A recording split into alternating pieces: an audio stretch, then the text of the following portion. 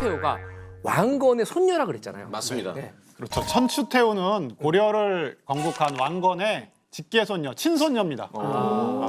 말 그대로 뭐 모태, 네. 로얄 패밀리가 되겠죠. 로얄 패밀리. 네, 로얄 패밀리죠. 네. 왕건의 뭐 친손녀니까. 네. 그래서 이 고려 초기를 논할 때 네. 빠질 수 없는 게 있거든요. 이게 뭘까요? 고려 너무 초기요? 광범위한 거 아닌가? 고려를 네, 궁금하시죠? 네. 정답은 설록화에 숨어 있습니다. 설록화 보여주시죠. 민법 제809조? 민법 제809조. 뭔가 저 네, 민법 제809조. 민법 제809조는 바로 불륜. 근친혼 등의 금지 조항입니다. 근친혼. 민법 제809조 제1항인데요. 가비 씨가 한번 아래 내용을 한번 읽어주시겠습니까? 네, 알겠습니다. 민법 제809조 1항 근친혼 등의 금지. 8촌 이내의 혈족 사이에서는 혼인하지 못한다. 오. 근데 이게 고려 초기랑 천추태후랑 뭔가 관련이 있는 건가요? 네, 우리 천추태후의 네. 가족사를 보면은 왜 민법 제809조를 얘기했는지 우리가 알 수 있습니다. 아니 진짜 로얄 패밀리 왕족 중에 왕족인데 근친혼을랑 관련이 있어요. 진짜 더 로얄 되려고. 맞아. 맞아. 로얄끼리만 뭉치려고. 예. 먼저 천추태후의 가계도를 보면서 네. 이야기를 해보겠습니다. 네. 아버지 대종, 어머니 선희왕후. 두 분 사이에서 난 딸이 천추태후네. 이제 잘 보세요. 아까 첫 번째 가계도에서 어떤 게 달라졌는지 혹시 발견하셨나요?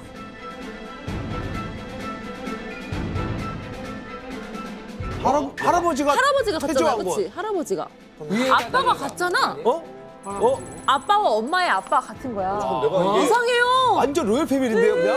제가 제대로 보고 있는 거 맞습니까? 대종이 왕건의 아들이고 선희왕후도 왕건의 딸이야. 왕건의 네. 딸. 이거 맞습니까? 뭐야? 친할아버지하고 외할아버지가 같은 사람이에요. 그러니까 우리 모두는 할아버지가 두 명이 있단 말이에요. 친할아버지, 외할아버지. 근데 이분은 분이야. 그의 한 명이. 친가와 외가가 같은 집이에요. 명절 때 좋겠네요. 그죠. 제사 한 번만 지내도 되고. 아무튼 중요한 거는 또 있습니다. 지금부터 보면은 또 중요한 게 있는데요. 한번 보시면 잠깐만. 복잡해. 뭐야 이거? 왕후? 아내분이 세 분인 거죠? 네, 그런 것 같아요. 일단 등장한 왕후는 세 분입니다. 그렇죠. 총 29분입니다. 뭐라고요? 아 호족들의 통합을 맞습니다. 위해서 네, 왕권 강화를 위해서 맞습니다. 막 호족 지방 각 지역의 호족들 호족들하고 이걸 어떻게 설명해야 돼? 다른 할머니 손자랑 다른 할머니 손자랑 천추태후랑 결혼을 했어요. 저 네. 경종하고? 네, 그렇죠. 그 고려의 4대 임금 태조왕건의 아들인데요. 이 사람의 아들 장남인 경종과 천추태후가 결혼을 합니다. 그런데 경종은 누구냐? 경종도 태조왕건의 친손자예요. 맞아요. 천추태후도 친손녀죠. 네. 그러니까 둘이 서로 사촌 관계입니다. 사촌 오빠랑 결혼한 겁니다. 오, 가까운 친척인데. 진짜 엄마 가까운 아빠는 친척. 남매끼리 결혼하고 자기는 또 사촌이랑 결혼하고 그런데 천추태후한테는 또 이제 여동생이 있어요. 친여동생이 있는데 그 여동생도 사촌 오빠랑 결혼하거든요. 근데 그 사촌 오빠가 누구냐면 같은 남편이에요. 그러니까 자매가 한 친자매가 한 남자랑 같이 결혼한 거죠. 왜 이렇게 와, 그러니까 동생은 형부랑 결혼을 한 거네. 그렇죠. 지금으로 그렇죠. 치면. 권력이라는 게 사실 그렇죠. 감정을 더 넘어서는 거일 수도 있습니다. 신성한 혈통이라는 거를 가진다는 것은 결국에는 그들이 네. 권력과 재산을 독점하겠다라는 거죠. 그러니까 쉽게 얘기하면 근친혼을 해요. 그러면은 외척이 왕실의 외척이 안 생기잖아요. 다른 편이 다른 집안이 자기 집안에 그들이 이제 다 독점을 하는 거니까 이제 그렇기 때문에 이 왕실에서는 오래전부터 그런 근친혼 아주 극단적인 남매혼 야, 진짜 극단적. 뭐 이런 것들을 했던 거죠. 아니면 그러면 양반이나 귀족들이나 아니면 일반 서민들은 이런 근친혼 같은 게 없었나요? 그런데 이제 일반 사회에서는 사실 뭐 왕실만큼 그렇게 극단적인 그런 근친혼을 하지는 않았습니다. 일반 귀족 가문에서도 보면은 그렇게 한 것 같지는 않아요. 다만 이제 이런 케이스 하나 있는데 혹시 이자겸이라고 이자겸. 들어본 거 있어요. 이자겸의 난. 맞습니다. 네. 그러니까 이자겸이 당시에 이제 임금이 인종이라고 하는 임금이 있었는데 인종이 이자겸의 외손자예요. 그런데 자기가 이제 권력을 계속 가지고 싶으니까 자기의 다른 두 딸을 인종하고 결혼시킵니다. 그러니까 인종은 이모랑 결혼한 거죠. 그러니까 언니가 시어머니. 네. 그러니까 이제 이런 식의 권력을 가지기 위해서 뭐 이렇게 권력 하는- 때문에 그러는 네. 건 진짜 좀. 자, 그럼 정리하자면 뭐 이거죠. 왕족 왕실은 그들 나름대로 어떤 신성화, 권력 유지, 재산 유지를 위해서 근친혼을 했고 귀족 일반 사회에서도 일반적이진 않지만 근친혼을 하기도 했다. 그 왕실 여성들은 최대한 이제 이 왕실 남성과 결혼을 했다는 말씀드렸잖아요. 네. 그런데 표를 보시면 경종의 왕후들이 지금 김씨, 유씨, 황보씨 이렇게 돼 있잖아요. 네. 사실은 이분들이 다 왕건의 손녀들이에요. 근데 왜 성이 다 다르죠? 왜 그러네? 그게 다 다르죠? 왜 그래 진짜? 왜 그래? 이제 이런 것들이 이제 하나의 뭐 규칙이라고 볼 수 있는데요. 당시에 왕은 왕이 되면 중국에서 이 책봉을 해줍니다. 그러니까 중국에서 너는 고려의 왕이다 인정을 해주는데 중국의 전통은 동성혼은 하지 않아요. 그러니까 근친혼이 아니고 같은 성씨는 결혼하지 않는다라는 이제 중국은 원칙이 있거든요. 그런데 이거 왕하고 부인이 성이 똑같으니까 이게 되죠. 그러네. 그러네요. 생각해 보니까 태조왕건의 후손들이 다 결혼한 거니까 그냥 우리 지금식으로 하면 다 왕씨인 거예요. 그렇죠. 왕. 그건 진짜 놀랬어. 다른 중국 같은 데서 보면 얘는 뭐야? 왜 다 왕씨야 여기는? 네, 그래서 아마도 이 왕의 부인으로 결정됐을 때 그때 어머니의 성씨나 혹은 할머니의 성씨, 때로는 외할머니의 성씨를 따르기도 했어요. 그래서 정확히 언제부터 성씨를 칭했는지는 모르겠는데 천추태후는 할머니의 성씨를 취한 케이스. 그래서 아까 황보 씨로 나왔던 게 바로 그것 때문이었어요. 아, 그러니까 할머니 성씨를. 네. 예. 그러니까 왕실의 신성화나 뭐 또 권력 유지 뭐 이런 것들을 위해서 근친혼을 했지만 외부에는 좀 숨기고 싶었던 거네요. 결국에는. 예. 고려가 엄청 재밌네요. 천추태후 한 사람으로. 아 그럼요. 이렇게 정말 다양한 얘기를 뽑아낼 수 있다는 게, 야, 너무 재밌습니다. 사실은 앞에 그 설록 관련된 이야기들도 재미있었지만 제가 드릴 말씀에 비하면은 네. 그다지 오, 그런 자신감. 얘기는 역사 기록에 좀 흔한 편이잖아요. 그렇죠. 근데 제가 드릴 말씀은 좀 더 좀 특별할 거라고 생각이 들고 그런 면에서 이제 여러분들의 추리력이 굉장히 필요한데요. 제가 준비한 설록화를 보고 한번 그 내용이 무엇인지 짐작해 보시면 좋을 것 같습니다. 좋습니다. 공개 드리겠습니다.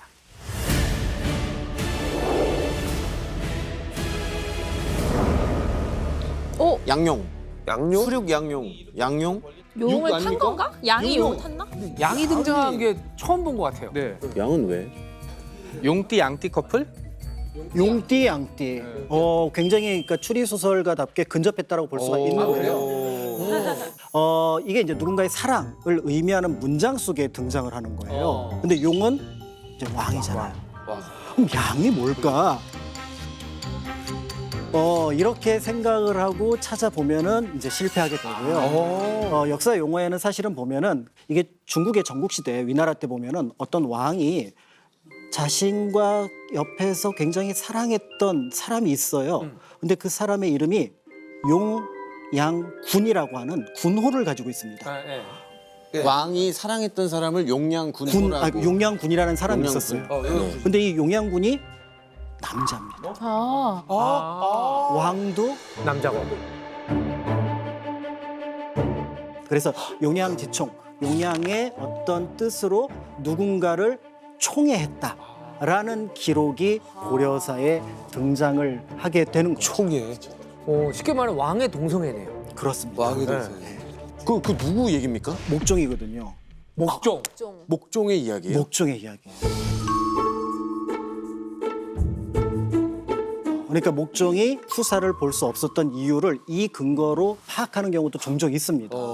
그러니까 이제 고려사 속에서는 고려사 저료 속에서는 어떻게 기록이 되어 있는지 그 내용을 가비 씨가 한번 네. 읽어봐 주시면 좋을 것 같아요.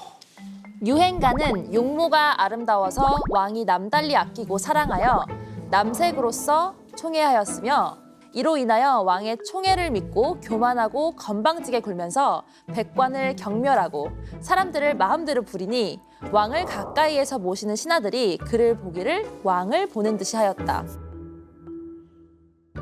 아니 근데 이 용모가 아름답다는 유행가는 네. 그분은 지금 갑자기 지금 등장한 게 맞죠? 네. 아까 가게도랑 이런 데서 한 번도 안 나왔어요. 안 네, 뭐 나왔던데. 왕족은 아니니까 뭐 그 가계도에 나오지는 않았을 텐데요. 그 고려사에 보면 유행가는 외모도 이제 뛰어나고 그다음에 넉넉한 그런 관료 집안의 그런 전도유망한 그런 자제였는데 이제 목종의 눈에 띄게 된 거죠. 네. 얼마나 잘생겼으면. 그니까. 아니 그 스탠다드한 사랑이 아예 없네요 여기는. 그러니까 이게 똑바로 된 게 그러니까요. 없고 그냥 다 막. 진짜 너무 충격적인 고려 시대. 설키고 동성애 이게 일단 왕족 위주이긴 하지만 개방적이네. 동성끼리 좋아하는 거는 뭐 허용이었습니까? 아니면은 좀 쉬쉬하는 분위기였습니까? 권장은 하지는 않았겠지만 권장사항은 아니었습니까? 그렇다고 보기는 하겠죠. 네. 선택사항. 무엇보다도 왕은 후사를 보는 것이 가장 중요한 부분이기 때문에 당연히 권장사항은 아니라고 보였습니다. 그렇다면 천추태후가 그런데, 아들 걱정 엄청 했겠네요. 그런데 이제 여기서 동성애 자체는 계속 있었던 것 같아요. 비율에 따라서 맞아. 있기도 하고 없기도 한데 그 당시 이 동성애가 만약에 숨겨야 된다고 생각을 했으면 이 조선시대 편찬자들이 볼 때 그 사료가 없었어야 되는데 네. 기록으로 남겨놓았대요. 와. 목종이 후사가 없었던 이유는 이런 어떤 동성애 진짜 이런 놀랐습니다. 것 때문이었고 천추태후가 김치환과의 아들을 왕으로 올리려고 한 이유도 바로 이거네요. 그렇죠. 아직 네. 왕이 젊은데도 불구하고 후사가 없을 거라고 판단을 하고 그렇다면은 김치향을 이제 올리겠다 이렇게 이제 생각을 했던 것 같은데 자, 그럼 여기서 목종하고 유행가는 어떻게 됐습니까? 목종이 왕위에서 쫓겨나서 죽을 때 같이 쫓겨나서 죽습니다.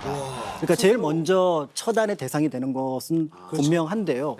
똑같은 어떤 왕위 계승을 놓고 모자지간이 계속 같은 운명 공동체로 왔음에도 불구하고 이 부분에서는 이제 달라졌다고 보여지고 있습니다. 와 이렇게 되면은 천추태후가 다음 세대를 미리 준비했다라는 게 더 그렇죠. 힘이 실리네요. 그렇습니다. 네. 저는 신기한 게 네. 이런 어떻게 세세한 기록 하나하나가 네. 고려사에게 번전이 남아있다는 것도 좀 신기한 부분인 것 같기도 해요. 네.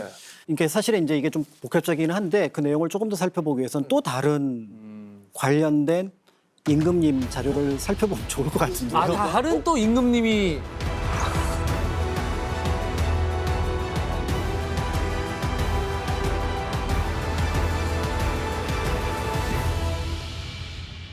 자제위를 설치하고 나이가 어리고 예쁜 용모를 가진 자들을 선발하여 여기에 속하게 하고 왕은 본래 여색을 좋아하지 않고 또한 감당하지 못하였으므로 공주가 살아있을 때에도 어행이 매우 드물었었다. 항상 스스로 부인의 모양으로 화장을 하고 먼저 어린 내비를 방 안으로 들여 그 얼굴을 보자기로 가리게 하고는 김흥경 및 홍윤무리를 불러들여 난잡한 행위를 하게 했다. 오히려 어찌 보면 좀 고려 시대가 지금보단 더 문화적 다양성이나 뭐 이렇게 서로 다름을 인정했던 시대가 아니었나 이런 생각이 드네요. 되게 쿨한 느낌이 좀 나요. 이규보가 쓴 시 가운데 굉장히 흥미로운 시가 있습니다. 소년하고 노승 사이의 사랑 얘기예요.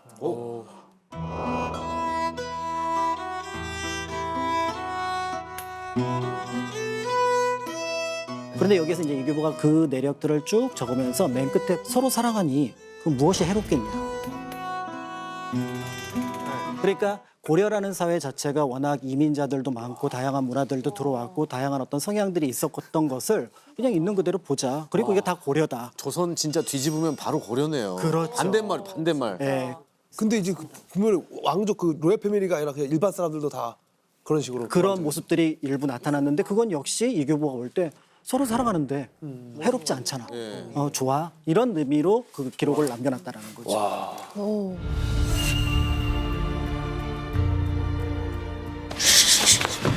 이놈이 잠잠히 계셨어야죠.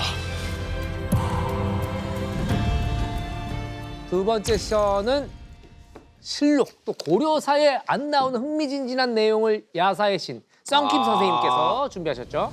자, 오늘 제가 준비한 설록화 바로 이거입니다. 공개해 주시죠.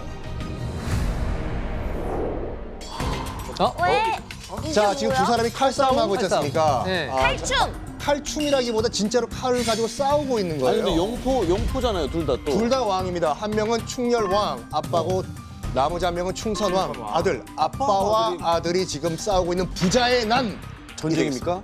그러면 왜 아빠와 아들이 싸우게 됐을까? 남자끼리 남자끼리. 아빠와 아들이 싸운 이유는 바로 여자 문제였어요. 오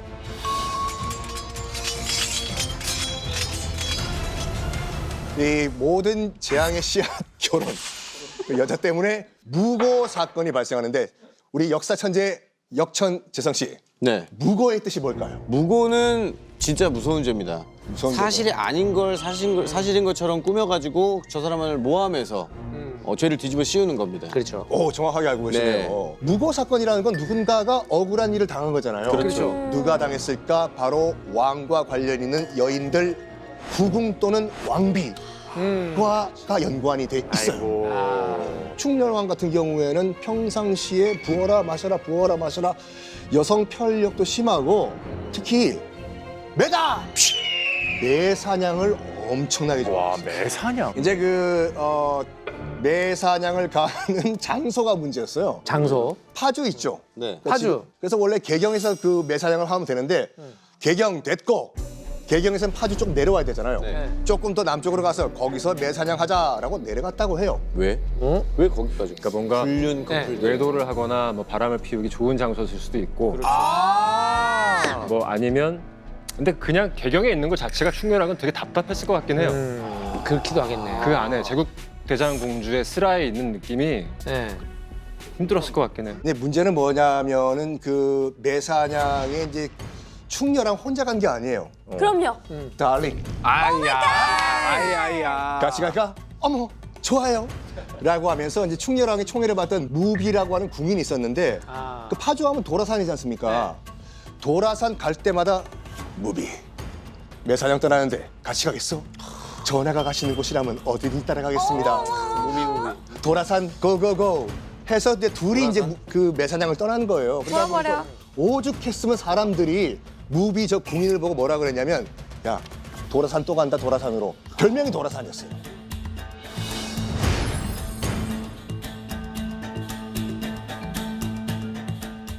(1296년 11월) 아들 충선왕이 이제 개국대장공주랑 이제 원나라에서 결혼을 해요. 네네. 충렬왕 부부가 아들 결혼식을 보고요. 네. 5월 6일 날 이제 고려로 돌아옵니다. 제국대장공주가 자격을 꺾고 오도록 하여라. 그래서 자격을 보고 눈물을 뚝 그때가 흘린다. 그때예요. 40도 안 돼가지고 30대 후반 때 갑자기 급사를 해버려요. 즉 돌연사. 이게 다 사실 누구보다 제일 놀라운 사람은 충선왕이었을 것 같아요. 그렇죠. 어머니와의 그 유대감이 또 있었잖아요. 거의 유일하게. 그러니까 지금 이 엄마인 제국대장공주가 사망을 했을 당시에 이제 충선왕은 원나라 몽골에 있었어요. 엄마가 죽었다는 소식을 듣고 그냥 바로 달려와. 이제 인종을 못 본 거잖아, 엄마를요. 달려와가지고 아빠가 진짜 미웠을 거예요. 너 때문에 죽었다고. 우리 엄마와 함께 했던 장소를 지금 무비랑 야외 데이트를 하고 있어 지금. 그러니까 이렇게 모든 게 머릿속에 조합이 되는 거예요, 충선왕이. 아, 우리 엄마가 말씀은 안 하셨지만 우리 아버지의 이런 그런 바람 때문에 병이 났다라고 생각해서 그러면 아버지를 내가 뭐라고 할 수는 없고 도라산이 됐구나. 그러면은 화살이 어디로 가요? 노라산. 무비한테 갔구나. 무비한테 간 거예요. 그래서 무비와 관련된 사람들 다 끌고 와! 해가지고 충선왕이 무비와 그 일당들 40여 명을 모두 다 댕강 처형을 해요. 와, 다 죽였어요, 진짜?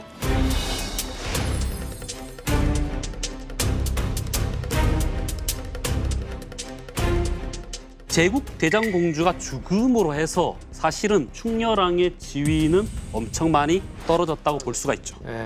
선택지가 하나네. 그러니까 충선왕 입장에서 어쨌든 어머니라는 대상이 어떻게 보면 유일한 애착 대상이었고 네. 고려에서 그런 대상을 사망하게 만든 모든 책임을 아버지한테 전가하기가 너무 쉬운 거고요. 기본적으로 아버지에 대한 원망, 사랑을 받고 싶은데 네. 그 사랑을 받고 싶은 대상이 사랑을 나한테 주지 않으면 그 사람을 원망하게 되거든요. 미워하게 되고 부정하게 되고 이 사람이 정말 애정을 쏟는 다른 대상을 파괴하고 싶고 이런 게 있단 말이에요. 저 애정을 왜 나한테 안 주지 이러면서 그 사람이 좋아하는 거를 싫어하게 되고 그런 것도 좀 작용을 하지 않았을까? 결과적으로 다 죽일 수 있었던 거는 내가 다 죽여도 아버지가 나한테 못해. 어떻게 할 수 있는 게 없어. 그치. 그거를 다 계산하고 행동에 옮겼던 것 같습니다. 자, 여기서 일이 좀 더 복잡해집니다. 네. 와, 더 또 가요. 여인이 등장을 해요. 또요? 왜요? 이른바 숙창원비라는 여인이 등장을 해요. 그 양반 대단하시네요. 대단해요. 대단. 그 일을 겪고도 또 숙창원비가 지금. 이게 그 충렬왕이 원해서 그런 게 아니라 네. 아들 충선왕의 또 이 소개팅 전략이라고나 할까? 뭐라고요? 소개팅? 아니 이거는 작가들이 못 쓸 정도로 아주 참신한데요. 그렇죠. 자 봐봐요. 충선왕이 아빠가 아꼈던 여인 무비를 어쨌든 간에 죽였잖아요. 네. 네. 그때는 열받았겠지. 자기 친엄마가 어찌됐거나 이 여인 때문에 죽었으니까. 근데 시간이 지나고 나니까 미안한 거예요. 글쩍글쩍글쩍 우리 아빠 되게 그때 상심했겠다. 네. 우리 아빠 소개팅 시켜주자. 와. 와. 그래서 아버지도 처음에 충렬왕이 뭐야 무슨 소개팅이냐 하다가 숙창원비를 딱 보고 별빛이 내린다. 반했어요, 설마? 반했어요? 반했어요. 오 마이 갓. 아들아 뭐 와 대단하시네. 아니 근데 이게 진짜. 중요한 게 야사입니까 아니면 정사입니까? 허준보 선생님한테 이거 좀 확인을 해야 될 것 같은데요. 고려사에 나와 있는 이야기입니다. 정사예요? 정사야 이게? 기록이 있어요?